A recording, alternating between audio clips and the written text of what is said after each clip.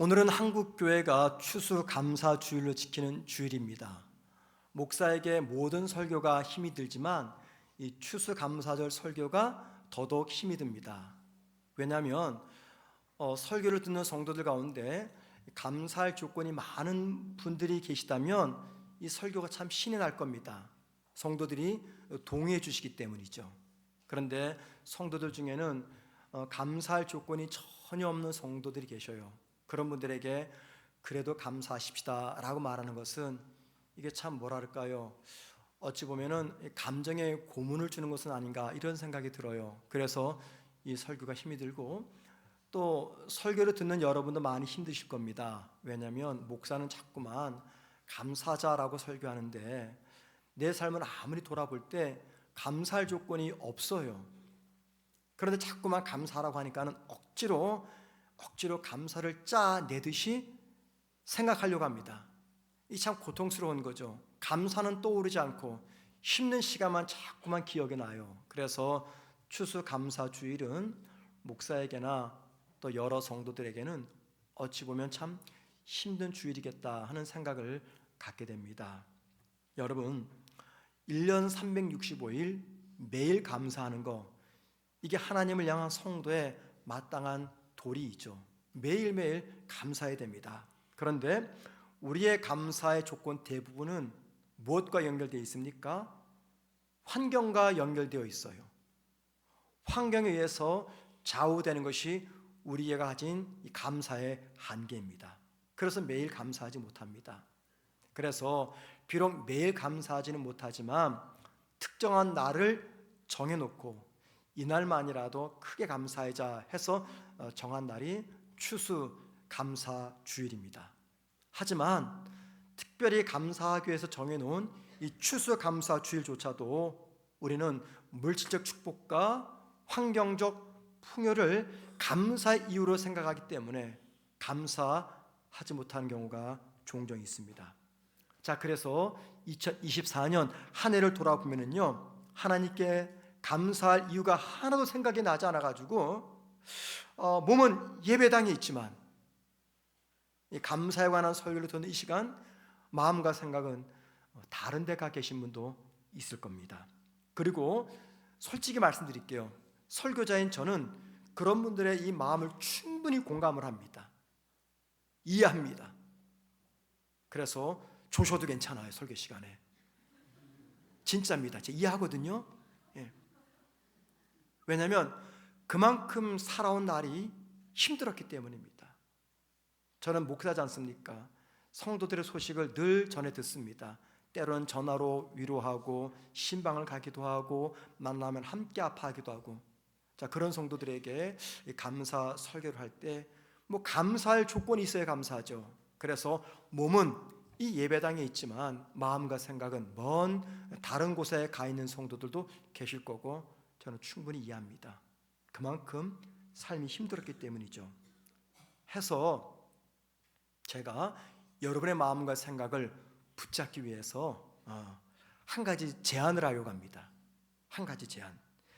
2024년 내가 살아온 삶의 여건, 환경, 이 이유가 아니라 다른 이유를 생각해서 한번 감사의 조건을 생각해보자 하는 제안을 드리고 싶어요. 우리가 살아온 2024년 삶을 보면서 감사거리를 찾는 것이 아니라 다른 이유를 생각해보면서 한번 감사의 마음을 가져보자 하는 말씀을 드리고 싶습니다. 자, 그러니까는 조심하면 안 됩니다. 약 주고 병 주고 약 주는 거죠. 그 다른 이유가 뭘까요? 다른 이유. 오늘 본문이 그 이유가 무엇인지 알려줍니다. 자, 시편 107편을 누가 썼는지는 정확히 알 수 없습니다. 어떤 사람은 모세가 이스라엘 백성들 데리고 광야길을 지나갈 때 지은 씨가 유전에 내려와서 기록됐다라고 말하기도 하고, 누군지 정확히 알 수는 없어요. 그런데 짐작하기로는 이 시편 107편은 이스라엘이 이 바벨론에서 70년간 포로 생활했잖아요. 그 포로 생활 다 마치고 이제 고향 땅 예루살렘으로 돌아왔습니다. 돌아와서 과거 바벨론 포로 생활 때 자기들의 기도에 응답하셨던 하나님의 은혜를 기억하면서 하나님을 찬양하고 감사했던 시가 아닐까 하는 성경학자들이 이야기를 합니다. 저도 그 말에 동의를 하고요. 자, 그래서 107편 1절은 이렇게 시작합니다. 여호와께 감사하라. 이건 선포죠.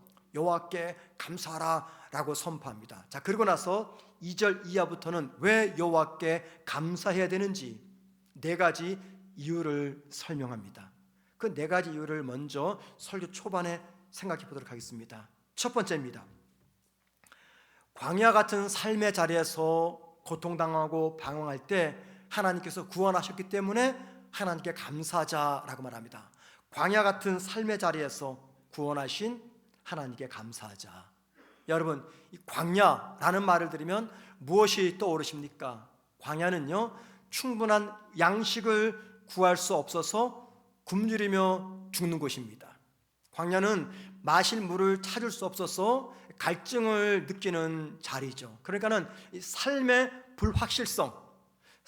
불확실성을 경험하는 자리가 바로 이 광야입니다. 그래서 삶의 불확실성 이코르 광야라고 생각하시면 됩니다. 그런데 6절 말씀 보면은요, 하나님께 부르짖었더니 하나님께서 그 광야에서 구원하셨다라고 말합니다. 그리고 8절에서는 광야에서 구원하신 하나님을 향한 시편 저자의 반응이 기록되어 있습니다. 자, 8절 보세요. 인생에게 행하신 기적으로 말미암아 그를 찬송할지로다. 자, 그를 찬송할지로다. 이게 무슨 말입니까? 하나님께 감사하자 그 말입니다. 여러분, 이 광야가 삶의 불확실성을 경험하는 자리라 그랬어요. 자, 그렇게 본다면 우리가 지나왔던 2024년 역시 광야며 삶의 불확실성을 겪었던 시간이다라고 말씀드릴 수가 있습니다. 2024년은 광야였고 삶의 불확실성을 경험했던 시간이었습니다. 왜 그렇습니까? 2024년의 시간들이 내 마음대로 흘러가지 않았어요. 내 계획대로 진행되지 않았습니다. 그래서 많이 힘들었습니다. 많이 아팠습니다. 많이 고통스러웠고 많이 두려웠고 많이 불안했던 시간이었습니다. 나이가 들면서 점점 더 느끼는 것이 있어요. 그게 뭐냐면 모든 일들을 내 뜻대로 내 원함대로 진행할 수 없다라는 겁니다. 젊을 때는요, 용기가 있었어요. 자신만만했습니다. 계획을 쫙 세워놓고 이 계획대로 될 거야, 열심히 살아왔습니다. 근데 나이가 들면서 이 불안과 두려움을 갖게 됩니다. 자신이 없어요. 특별히 무슨 문제가 내 뜻대로 되지 않습니까? 자신 문제. 여러분, 여러분의 자녀들이 여러분의 원함대로 성장하고 자란 자녀가 있습니까? 대부분 없어요. 내 뜻과 내 마음대로 되지 않는 대표적인 게 자녀 문제입니다. 어디 자녀만 그래요? 이 경제적 문제도 그렇습니다. 내 마음과 뜻대로 된다면 우린 벌써 백만장자가 되어 있어야 됩니다. 그죠? 근데 우리 뜻대로 마음대로 되지 않는 게 돈 문제예요. 또 있죠, 인간관계입니다. 왜 나한테 적이 있어요? 내 마음은요, 모든 사람과 화평을 이루며 지내고 싶어요. 근데 내 마음대로 뜻대로 되지 않아서 서로가 미워하는 이 갈등 관계를 만들면서 살아갑니다. 건강도 마찬가지죠. 직장과 사업 다 내 뜻과 내 마음대로 되지 않습니다. 그래서 우리의 삶이 불확실성을 경험하는 광야와 같다라는 말에 우리 모두는 공감을 합니다. 그런데 여러분, 우리가 오늘 하나님께 감사 예배를 드린 이유가 무엇 때문입니까? 하나님께서 모든 것이 불확실한 광야를 지나 여기까지 오게 하셨기 때문입니다. 그래서 감사하는 거예요. 두 번째, 흑암과 사망의 그늘에서 구원하셨기 때문에 하나님께 감사한다라고 말합니다. 13절은요, 흑암과 사망의 자리에서 하나님께 부르짖었더니 하나님께서 구원하셨다라고 말합니다. 그리고 15절은 흑암과 사망에서 구원하신 하나님을 향한 시편 저자의 반응입니다. 자, 15절 보세요. 인생에게 행하신 기적으로 말미암아 그를 찬송할지로다. 무슨 말이에요? 하나님에게 감사할지로다 그 말입니다. 여러분, 여기서 말하는 흑암, 사망, 곤고의 쇠사슬, 이게 다 뭘 의미할까요? 이런 거죠. 죄, 나쁜 습관, 중독 등으로 인해서 반복되는 죄책감, 무력감의 상태를 말합니다. 이게 오늘 본문에서는 흑암, 사망, 곤고의 쇠사슬이라고 기록해 놓았습니다.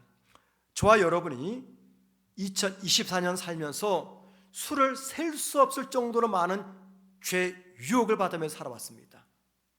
눈만 뜨면 유혹이죠.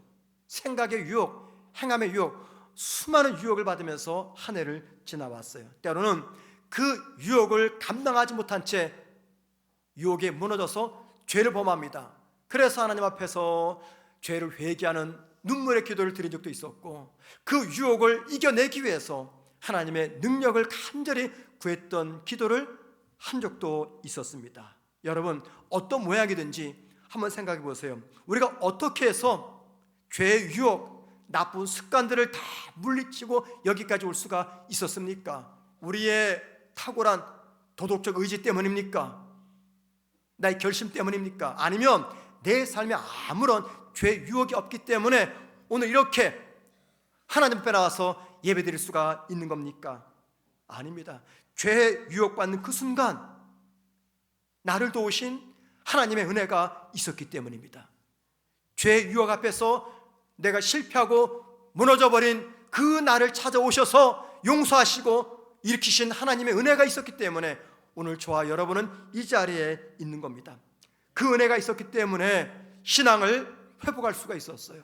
그 은혜가 있었기 때문에 죄 유혹을 물리치며 오늘 여기서 하나님을 찬양할 수가 있었던 겁니다. 그리고 그 은혜를 생각하면서 오늘 저와 여러분은 하나님께 진심을 다해서 감사 예배를 드려야 하는 것이죠.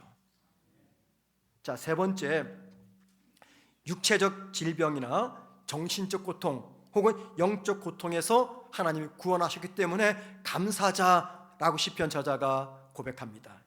19절 말씀 보면요, 육체적 질병과 정신적 고통과 영적 고통의 자리에서 하나님께 부르짖었더니 하나님이 그 고통에서 구원하셨다라고 고백합니다. 그리고 21절에서는요, 육체, 정신, 영적 고통에서 건져주신 하나님을 향한 시편 저자의 반응을 기록해 놓았습니다. 21절 보세요. 인생에게 행하신 기적으로 말미암아 그를 찬송할지로다, 그에게 감사할지로다, 그 말입니다. 성도들 중에는 2024년 갑자기 찾아온 몸과 마음의 질병으로 힘든 시간을 지나가는 분들이 계십니다. 이미 지나왔고 지금도 여전히 지나가는 분들이 있어요. 갑자기 찾아온 질병입니다. 검사 맡았더니 어떤 병이다. 갑자기 찾아온 가정의 문제 때문에 마음의 우울함이 찾아와서 마음의 평안을 잃어버리고 잠을 자지 못합니다. 육체적, 정신적 고통이죠. 그것뿐만입니까? 어떤 성도는요, 열심히 신앙생활하다가 그만 시험에 들었어요. 기도도 하기 싫고 예배 참석도 싫고 성도의 교제도 싫습니다. 모든 게 싫어요. 영적 침체에 빠져버린 거죠. 그런데 여러분, 하나님은 우리를 육체적 질병과 정신적 고통과 영적 침체의 자리에만 머물지 않게 하셨습니다. 다양한 방법으로 나를 회복시키셨어요. 사람을 통해서, 환경을 통해서, 어떤 일들을 통해서 나를 회복시켰고 영적 침체에서 벗어나게 하셨습니다. 그리고 저와 여러분은 그 은혜를 기억하면서 오늘 하나님 앞에 진심을 다해서 감사 예배를 드리는 것이죠. 네 번째입니다. 바다에서 폭풍을 만나 위기를 경험할 때 하나님은 바람을 잔잔하게 하셨고 바다를 평온케 하셨기 때문에 하나님께 감사하자라고 시편 저자가 이야기합니다. 28절 말씀 보면요, 바다의 광풍에서 벗어나기 위해서 하나님께 부르짖었더니 하나님이 구원하셨다라고 말해요. 자, 그리고 나서 31절에서는요, 바다에서 구원하신 하나님을 향한 시편 저자의 반응을 기록해 놓았습니다. 자, 31절 보십니다. 인생에게 행하신 기적으로 말미암아 그를 찬송할지로다. 여러분 계속 보세요. 이 네 가지 사건을 다 겪은 다음에 시편 저자가 반복적으로 고백하는 게 뭡니까? 하나님께 찬양하자, 하나님께 감사하자, 이 고백입니다. 여기 바다의 광풍을 만났다. 여러분, 인생을 가리켜서 흔히 바다라고 말합니다. 왜 바다라고 말합니까? 바다는요, 평소에는 잔잔하다가 조금만 바람이 불면 태풍이 몰아치죠. 광풍, 폭풍이 불어치면은 파도가 칩니다. 배가 뒤집어집니다. 우리 삶이 그렇다는 거예요. 평소에는 아무 문제가 없습니다. 그런데 잠자고 나니까 전혀 예상치 않은 상황 속에서 문제가 찾아와요. 돈 문제, 건강 문제, 사업 문제, 인간관계 문제, 자식 문제, 다양한 문제가 전혀 예상하지 않고 준비하지 않은 그 상황에서 몰아닥칩니다. 그래서 인생을 가리켜서 바다다라고 말합니다. 그 잔잔한 바다에 광풍이 찾아왔다는 거, 이게 무슨 말입니까? 내 삶에 갑작스럽게 이 재정의 위기가 찾아왔다는 거예요. 갑작스럽게 이 관계 문제가 찾아왔다는 거예요. 갑작스럽게 사업의 위기가 찾아왔다는 겁니다. 정말 나는 건강한 줄 알았는데 검사 한번 해보니까는 내 몸에 질병이 있는 거예요. 지금 그런 성도들이 계시다면 인생의 바다에서 광풍을 만난 겁니다. 이게 뭡니까? 위기죠. 어려움이죠. 갑자기 찾아온 재난을 말합니다. 자, 여러분, 이런 갑자기 찾아온 위기와 재난 만나면 우리 마음에 뭐가 찾아옵니까? 두려움과 불안입니다. 2024년 한 해 동안에 이런 위기, 이런 재난 때문에 두려움과 불안 속에서 고생하지 않은 성도가 누가 있겠습니까? 저도 마찬가지입니다. 저도 마찬가지예요. 두려움과 불안이 끊이지 않고 중단되지 않고 계속해서 밀려옵니다. 그러다 보니까는 제가 금요 기도회 때 고백했지만 최근에 제가 가장 많이 묵상하는 한 단어가 은혜예요. 은혜. 야, 진짜 하나님의 은혜다. 잠 잘 자고 아침에 눈을 딱 떴을 때 제일 먼저 고백하는 게 은혜입니다. 왜냐하면 밤사이에 위기를 알리는 가족들의, 성도들의 문자가 오지 않았거든요. 그 은혜를 생각하는 거죠. 은혜입니다. 은혜. 끝나지 않을 것 같은 재난과 위기가 지나가고 내 삶의 평안이 찾아왔다면 이건 하나님의 은혜입니다. 그리고 31절은 이 모든 것들이 가능했던 이유를 가리켜서 하나님이 베푸신 은혜였다라고 말합니다. 자, 정리해 볼게요. 여기까지.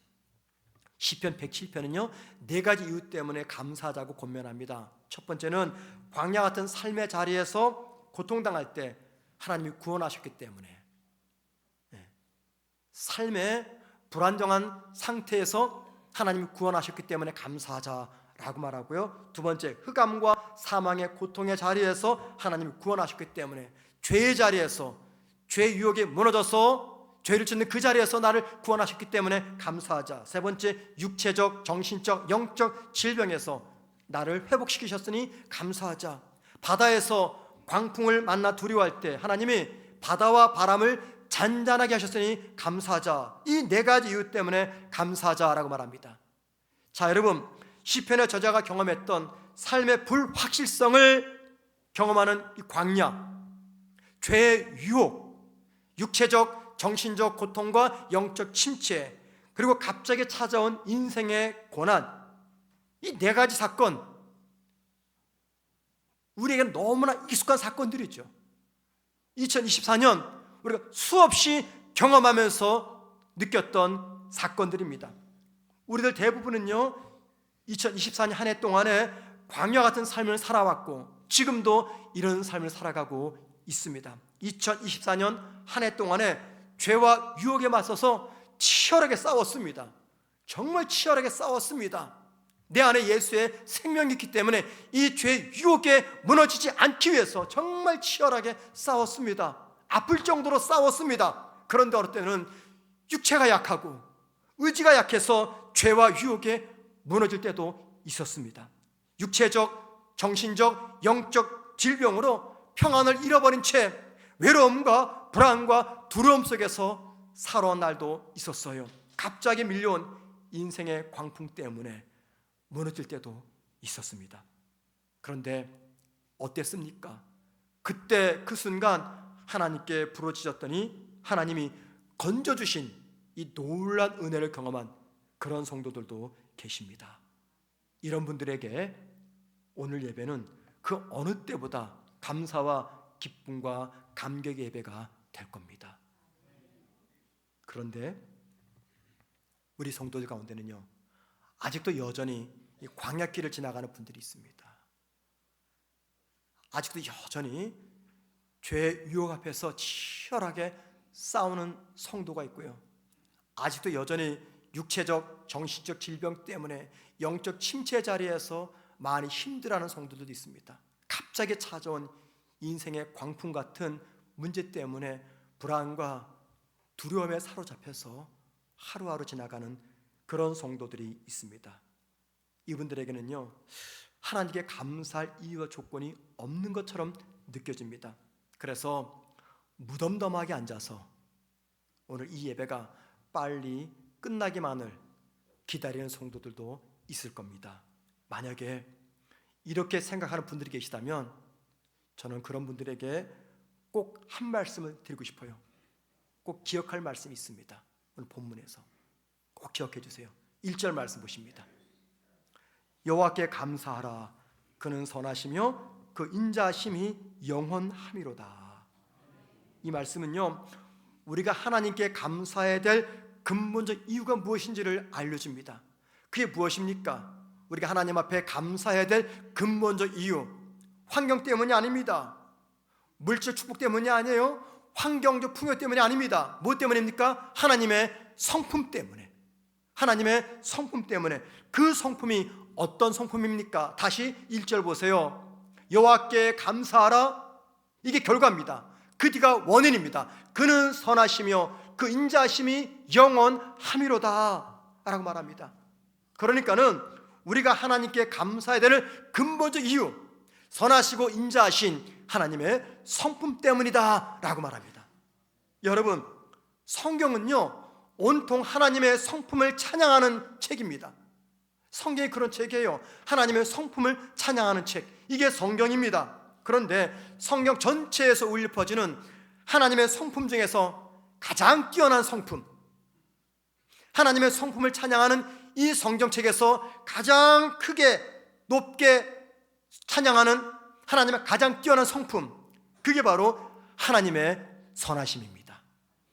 그래서 시편 119편 68절은 하나님의 선함에 대해서 이렇게 고백합니다. 자, 보세요. 주는 선하사 선을 행하시오니. 주는 선하사 선을 행하시오니. 만약에 하나님께서 저에게 이 말씀에다가 한 조사를 집어넣을 수 있는 기회를 주신다면요, 저는 여기다 하나를 넣고 싶은 조사가 있어요. 이게 완벽한 성경입니다. 그런데 만약에 하나님이 저한테 기회를 주신다면 하나 넣고 조사가 있어요. 이겁니다. 보세요. 주는 선하사 선만을 행하시오니. 이겁니다. 하나님은 선하시기 때문에 하나님은 선만을 행하시는 분이에요. 선만을 행하시는 분. 성경의 강조 하나님은요, 선만을 행하시는 분이십니다. 왜 그럴까요? 왜 하나님은 선만을 행하실까요? 그것은요, 선함이 하나님의 본성이기 때문입니다. 하나님 자신이 선의 기초가 되기 때문이에요. 그래서 루터는 이 하나님을 가리켜서 이렇게 묘사했습니다. 선하심이 넘쳐 흐르는 영원한 샘. 정말 탁월한 묘사입니다. 선하심이 넘쳐 흐르는 영원한 샘. 하나님을 가리켜서 선하심이 넘쳐 흐르는 영원한 샘이라고 말한 이유, 무엇 때문입니까? 그것은요, 하나님의 선하심은 모든 계획과 모든 활동 속에서 드러나기 때문입니다. 여기서 말하는 모든 계획과 모든 활동 속에 누가 들어갑니까? 제가 들어가요. 여러분이 들어갑니다. 그러니까는 저와 여러분을 향한 하나님의 계획과 하나님의 활동 속에 기본적으로 전제되어 있는 것, 이게 뭐라는 겁니까? 하나님의 선이라고 말합니다. 그래서 이 진리 알았던 사도 바울은 로마서 8장 28절에서 이렇게 고백해요. 보십시다. 하나님을 사랑하는 자, 곧 그의 뜻대로 부르심을 입은 모든 자들에게는 모든 것이 합력하여 선을 이루느니라. 여러분, 이 선, 누구의 선입니까? 나의 선입니까? 하나님의 선입니까? 내 입장에서 바라볼 때 선입니까? 아니면 하나님의 입장에서 바라볼 때 선입니까? 하나님의 선이에요. 내 선이 아닙니다. 하나님께서 바라고 원하시는 내 인생을 향하신 하나님의 선을 하나님이 이룬다, 그 말입니다. 이 말씀은요, 놀라운 뜻이 담겨져 있습니다. 하나님은 우리에게 단지 좋은 일, 기분 좋은 일, 행복한 일만 주시는 분이 아닙니다. 하나님은 저와 여러분에게 우리 삶의 모든 상황 속에서 궁극적으로 선을 이루시는 분이라는 겁니다. 우리의 모습이 어떠하든지, 내가 죄의 자리에 있든지, 죄의 유혹 앞에서 무너져 있든지, 열심히 신앙생활하든지, 내가 어떤 상황 속에 놓여 있든지, 내가 부하든지 가난하든지, 내가 건강하든지 병약하든지, 내가 성공했든지 실패하든지 상관없고, 내가 우리의 모습이 어떠하든지, 우리의 상황이 어떠하든지 우리를 대하시는 하나님은 선한 분이라는 겁니다. 하나님은 선만을 행하시는 분이기 때문에 저와 여러분을 향하신 하나님의 궁극적 목적은 선이 된다는 겁니다. 그런데 여러분, 우리는 어떤 줄 알아요? 삶에서 감당하기 어려운 문제를 만나면 제일 먼저 뭘 의심합니까? 하나님의 선하심을 의심해요. 제일 먼저 하나님의 선하심을 의심합니다. 그런데 여러분 잘 들어보세요. 하나님의 선은요, 우리가 겪는 어려움을 제거하는 선이 아니에요. 만약에 그렇다면 하나님의 선과는 우리가 아무 상관이 없어요. 성경에서 말씀하는 하나님의 선이란 내 삶에 찾아온 고통, 고난, 실패만을 제거하는 선만이 아니라는 겁니다. 오히려 내 삶에 고난을 심어주는 하나님의 선이에요. 내 삶에 실패도 주고 눈물도 주고 절망도 주는 것이 하나님의 선이라는 것입니다. 바울이 육체의 가시가 찾아왔습니다. 바울이 생각할 때 하나님의 선과 자신의 선은 이 가시를 제거하는 거예요. 하나님께 기도했습니다. 그런데 하나님이 어떻게 응답하십니까? 하나님의 선은 이걸 제거하는 것이 아니라 그냥 남겨두는 거예요. 바울에게 남겨진 그 가시를 통해서 하나님께서 원하시는 궁극적인 선을 이루어 가시는 겁니다.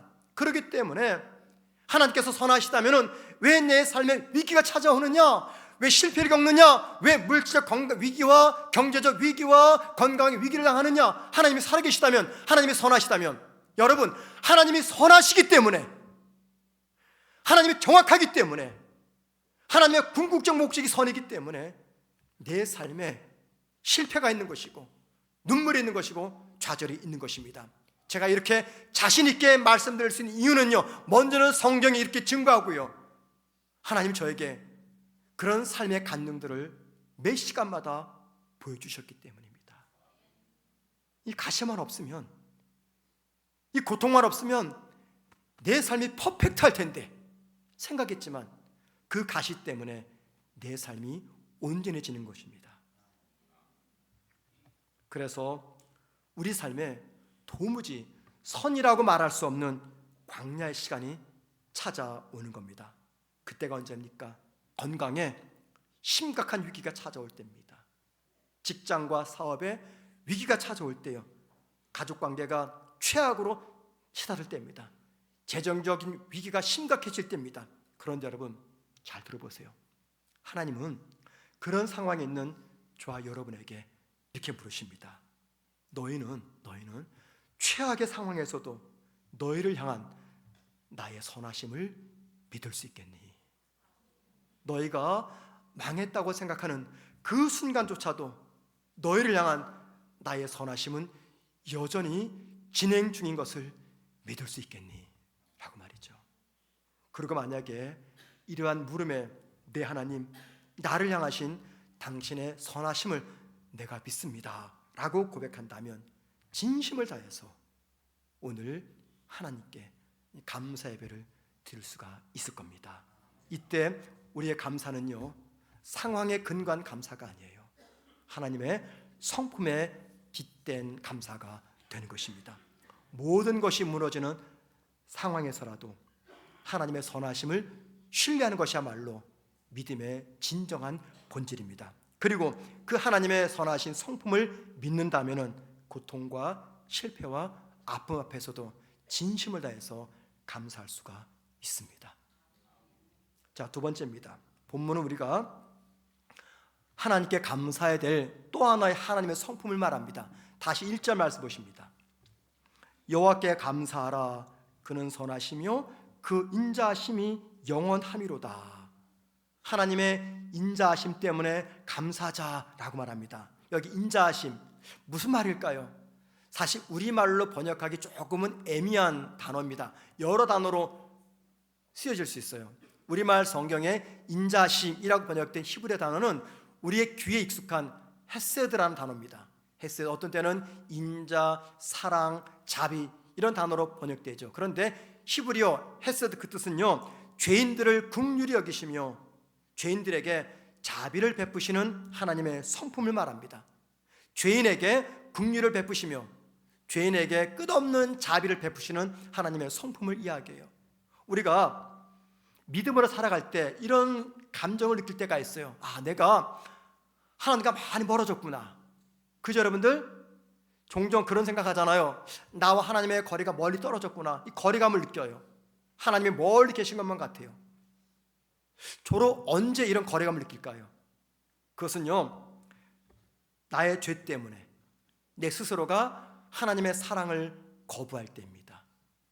하나님은 단 한 번도 내 곁에서 멀어진 적이 없어요. 그런데 내 스스로가 죄를 짓는 자리에 있고 죄 유혹의 자리에 있다 보니까는 마치 나와 하나님의 거리가 먼 것처럼 느껴져요. 여러분, 그런 순간조차도 하나님 결코 나를 떠나지 않습니다. 내가 하나님을 거부할 때조차도 하나님은 나를 거부하지 않습니다. 그 대표적인 말씀이 구약성경 호세아서에 기록되어 있습니다. 호세아서는요, 호세아와 고멜의 결혼 이야기입니다. 하나님이 어느 호세아에게 이 고멜이라는 여인을 아내로 삼으라고 말합니다. 그 결혼했어요. 세 아들이 태어났습니다. 그런데 고멜은 남편을 떠나 다른 남자를 찾아가서 음란을 범합니다. 다른 남자 품에 안겨서 삶의 쾌락을 즐겨요. 하나님이 호세아에게 고멜을 다시 데려오라고 말합니다. 여러분, 이 이야기가 무슨 이야기냐면 이런 이야기입니다. 이스라엘이 하나님을 떠나 우상을 숭배하는 그 이야기를 은유적으로 상징적으로 대변하는 이야기예요. 호세아의 이 모습, 어떤 모습이에요? 다른 남자 품에 안겨있는 아내를 계속해서 데리고 오는 이 모습은요, 이스라엘 사랑하시면서 이스라엘 회복시키고자 하는 하나님의 헤세드의 사랑을 보여줍니다. 하나님이 이 호세아서를 통해서 우리에게 보여주시는 헤세드의 사랑, 그 사랑을 담고 있는 단어가 뭐냐면 오늘 1절에 나와 있는 인자하심이란 단어예요. 인자하심. 그래서 하나님의 헤세드란 이런 거죠. 하나님께서 우리를 너무너무 사랑하셔서 그 사랑을 받을 자격이 조금도 없음에도 불구하고 나의 죄된 모습, 나의 부족함을 이해하시면서 나를 받아들이시는 것, 이게 바로 오늘 1절에 기록되어 있는 인자하심입니다. 그래서 1절은요, 나를 향하신 그 하나님의 인자하심 때문에 하나님께 감사하자라고 선포합니다. 저는 저를 포함한 우리 모두가 2024년의 삶에 하나님의 이 헤세드가 있었다고 고백합니다. 여러분, 우리가 1년 동안 살면서 얼마나 많은 죄의 자리에 있었습니까? 생각하는 거, 행하는 거, 겉으로는 다 거룩한 척 보이지만 저나 여러분의 모습 속에 얼마나 많은 죄 앞에 무너지는 순간들이 있었습니까? 유혹을 받는 그때가 있었습니다. 그런데 여러분, 그런 나의 죄와 나의 연약함에도 불구하고 여기까지 올 수 있었습니다. 이유가 무엇입니까? 그럼에도 불구하고 나에게 긍휼을 베푸셔서 나를 품어주시는 하나님의 사랑 때문입니다. 그래서 그 헤세드의 사랑이 저와 여러분을 변화시켜서 지금도 믿음의 사람으로 살아가겠다고 결심하는 거예요. 자, 여기까지 말씀을 들으면 이런 생각이 듭니다. 나를 인도하시고 나를 대하시는 하나님의 성품이 선하시고 인자하시다면 왜 2024년 내 삶이 너무나 힘들고 외롭고 아프고 상처투성이었는가라는 겁니다. 왜? 하나님은 선하시고 인자하신 분인데 왜 2024년 나의 삶은 너무 힘들었는지 그 이유가 궁금한 거죠. 여러분, 하나님의 성품인 선함과 인자하심을 생각할 때 우리가 꼭 기억할 것이 있습니다. 우리는 언제 하나님의 선함과 인자하심을 떠올립니까? 잘 되는 자리에서, 성공하는 자리에서, 기도 응답이 있는 자리에서, 예상치 않은 재물을 얻었을 때, 승진했을 때, 결혼했을 때, 취직했을 때, 합격했을 때 하나님의 선함과 하나님의 인자하심을 고백합니다. 그런데 여러분, 만약에 하나님의 선함과 인자하심이 어느 특별한 편안한 한순간만을 위한 성품이라면 나머지 상황들, 내가 인생의 광야길을 걷고 있고 인생의 광풍을 만났을 때 그때는 하나님의 선하심과 인자하심을 어떻게 내가 생각할까요? 의심하는 거죠. 의심하는 겁니다. 그런데 하나님의 선하심과 인자하심은요, 한순간의 선하심과 인자하심이 아니라는 거예요. 이게 중요합니다. 1절 다시 보세요. 이렇게 말하죠. 그는 선하시며 그 인자하심이 영원함이로다. 여기에 세 번째 하나님의 성품이 등장합니다. 영원성, 영원성. 이 말은 무슨 말이냐면 하나님의 선함과 인자하심의 성품이 하나님의 영원하신 성품과 연결되어 있다, 그 말입니다. 하나님의 영원성. 이게 무슨 말입니까? 하나님은 이 세상이 존재하지 않을 때에도 존재하셨고 지금도 존재하시고 앞으로도 존재하실 분이다라는 겁니다. 하나님의 영원성은요, 하나님은 시간을 초월하여 존재하시는 분이기 때문에 하나님에게 과거와 현재와 미래 시간 모두가 다 현재라는 것입니다. 우리에게는 과거가 있죠. 미래가 있습니다. 현재가 있습니다. 그런데 영원하신 하나님에게는요, 오직 하나의 시제밖에 없어요. 현재 시제입니다. 하나님은 항상 현재입니다. 그래서 시편 90편 4절은 이와 관련해서 이렇게 말합니다. 주의 목전에는 천년이 지나간 어제 같으며 밤의 한순간 같을 뿐이니이다. 그래서 어거스틴은요, 이 말씀을 이렇게 설명했어요. 자, 들어보세요. 하나님의 관점에서 모든 것은 현재 안에 있다. 그래서 하나님에게 영원은 언제나 현재이다. 하나님의 영원성에서 가장 중요한 것은 현재 시제라는 겁니다. 하나님의 성품에는요, 다양한 게 있죠. 사랑, 거룩, 선하심, 인자하심, 정의. 그런데 여러분, 이 모든 하나님의 성품들이 어떤 성품과 연결된지 아십니까? 영원한 성품입니다. 영원하신 사랑, 영원하신 정의, 영원하신 선하심, 영원하신 인자하심, 영원하신 거룩. 모든 성품은요, 영원과 연결되어 있어요. 이 말이 무슨 말이냐면 하나님의 모든 성품들은 일시적이거나 제한적인 것이 아니라 영원하다, 그 말입니다. 그 이유는 이 모든 성품을 갖고 계신 하나님께서 영원하시기 때문입니다. 2024년 한 해를 돌아볼 때 내 삶에는 하나님의 선하심과 인자하심이 느껴지지 않고 경험한 적도 없다라고 생각하는 분이 계십니까? 왜 그럴까요? 2024년 삶이 너무나 힘들었기 때문입니다. 그런데 그렇게 생각하는 우리에게 성경은 무엇이라고 말합니까? 우리를 향하신 하나님의 선하심과 인자하심은요, 2024년이라고 하는 특정한 시간에만 제한된 성품이 아니라 영원토록 나타나는 성품이다 라고 말합니다. 영원하신 성품이라는 말, 무슨 말입니까? 나를 향하신 하나님의 선하심과 인자하심은 단 한 번도 중단된 적이 없었다, 그 뜻입니다. 우리 인생을 향하신 하나님의 선하심과 인자하심은 언제나 현재형입니다. 내 인생을 향하신 하나님의 선함과 인자하심이 언제나 현재다, 이 말은 이런 뜻이죠. 현재 내가 만난 실패, 현재 내가 고민하는 문제, 현재 내가 만난 질병, 이 모든 것들이 하나님의 선함과 인자하심의 시간 속에 있다, 그 말입니다. 이 말은요, 정말 중요한 것을 알려줘요. 영원한 하나님의 시간의 관점에서 볼 때 2024년 내가 경험했고 지금도 경험하고 있는 아픔과 고통과 두려움 등은요, 하나님의 선함과 하나님의 인자하심이 성취되는 시간이며 과정에 있다는 겁니다. 그래서 2024년 너무 힘들고 아픈 시간이지만 영원이라는 하나님의 관점에 보면은요, 그 아픔의 시간조차도 우리는 믿음으로 감사할 수가 있다는 겁니다. 저는 지금까지 여러분에게 2024년 환경이 아닌 하나님의 성품에 빗대어 하나님께 감사하자라는 말씀을 전했습니다. 그런데 솔직히 이런 말씀을 들어도 우리 성도들 가운데 감사할 의지가 전혀 생기지 않는 분들이 계실 거예요. 두 가지 이유 때문일 겁니다. 가장 큰 이유는요, 하나님의 영원하신 성품인 선함과 인자하심을 설명하는 제 설교가 부족하기 때문일 거예요. 그리고 만약 또 다른 이유가 있다면 현재 나의 삶이 너무나 힘들기 때문입니다.